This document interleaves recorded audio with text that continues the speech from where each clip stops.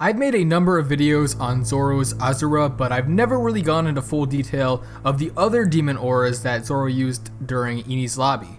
Now, going back to the very first use of Zoro's demon aura, Zoro on the sea train when fighting Vice Admiral T-Bone used a move called 3-sword style Ox Demon.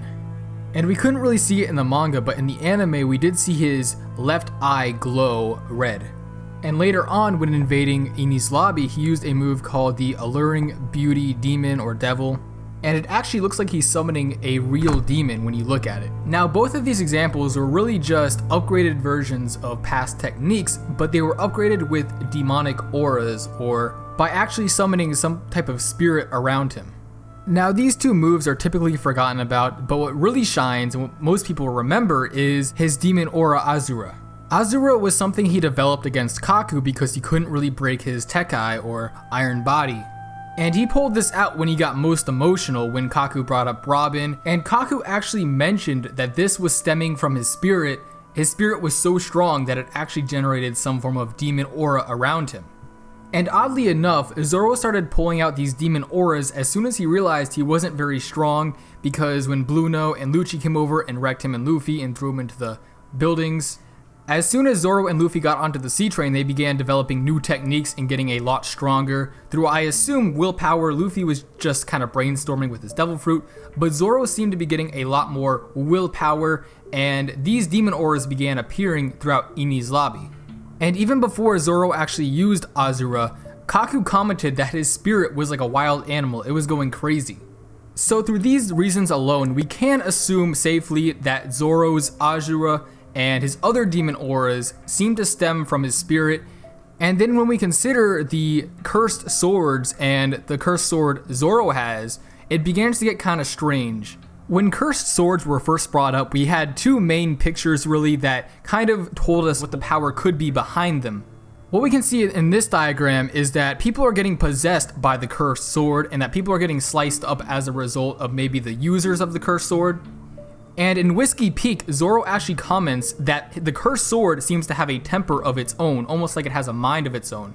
And if it weren't for Zoro's strong willpower, it's possible that the cursed sword could take over people with weak wills and could actually turn them into murderers or could even possess them over time. And in this diagram of a cursed sword, we can see what looks to be a snake demon consuming an actual person. Now, this could be the actual owner of the sword and sort of like a metaphor for the sword actually consuming the user, like a demon possessing somebody.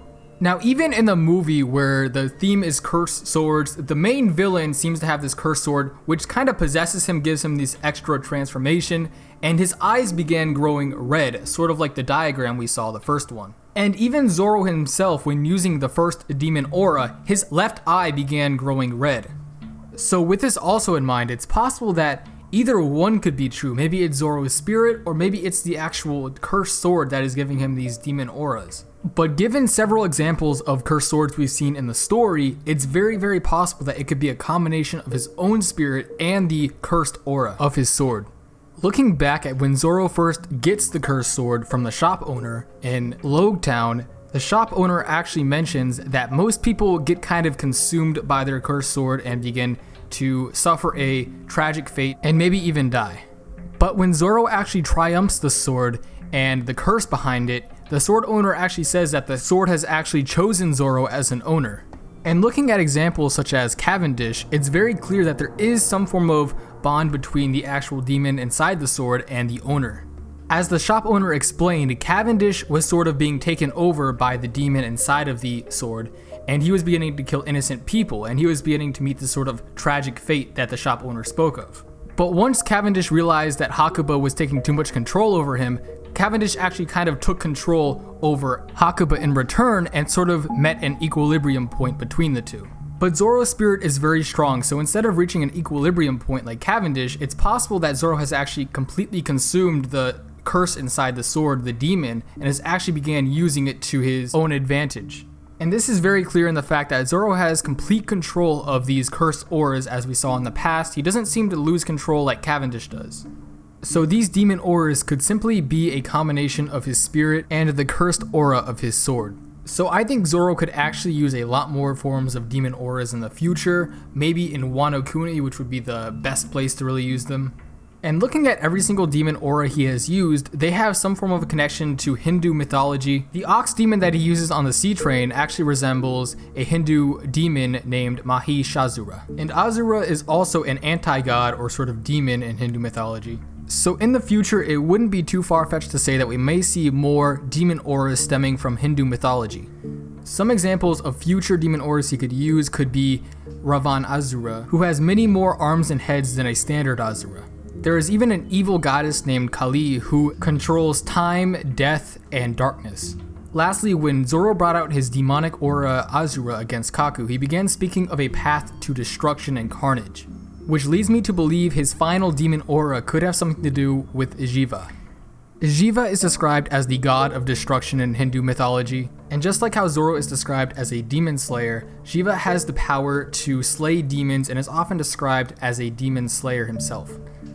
Along with that, he has the ability to open his third eye and reduce people to nothing but ashes. Zoro was able to do the same thing against Ryuma by igniting his wound and then reducing him to nothing but ashes. Since Zoro always said he wanted to be able to use a fire sword, maybe he will awaken this final demon aura to be able to ignite his opponents and greatly boost his own power. Wano Kuni will probably be a development arc for Zoro for the most part, and to see many more demon auras and different forms of demons from Hindu mythology wouldn't be surprising. And along with some of these examples, we may see many more demon auras stemming from Hindu or Eastern tradition. But this is just my theory, and if you think you know more than me about this topic, then you can feel free to write that down in the comment section down below. Tell me what you think will happen, tell me what I'm wrong about, and other than that, I will see you all later.